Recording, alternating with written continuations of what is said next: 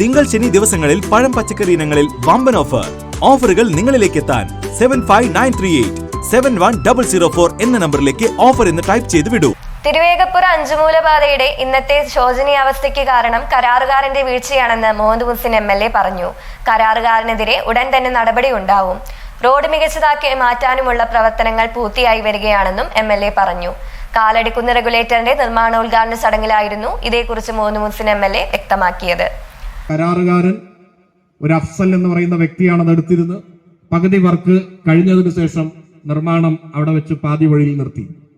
പട്ടാമ്പിയിൽ മാത്രമല്ല, നമ്മുടെ ഷൊർണൂർ മണ്ഡലത്തിലുള്ള ഷൊർണൂർ കൊളപ്പള്ളി റോഡും ഇദ്ദേഹമാണ് എടുത്തിരുന്നത്. ഈ രണ്ട് വർക്കും വേറെ പല വർക്കുകളും ചെയ്യാതെ ഇടയ്ക്ക് വെച്ച് നിർത്തി നബാർഡിന്റെ ഫണ്ട് ലാപ്സാക്കി കളയുന്ന ഒരു സാഹചര്യത്തിലേക്ക് പോയി.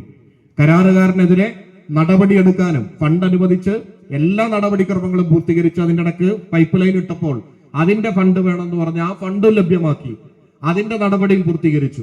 എല്ലാം ചെയ്തു കൊടുത്തിട്ടും കരാറുകാരൻ അത് ചെയ്യേണ്ട സമയത്ത് ചെയ്യാതിരുന്നപ്പോ ആ ഫണ്ട് ലാപ്സാക്കി കളയുന്നതിന് വേണ്ടി ശ്രമിക്കുകയും നിരന്തരമായി ഫോൺ വിളിച്ചാലും എടുക്കാത്തൊരു സാഹചര്യം ഉണ്ടായി.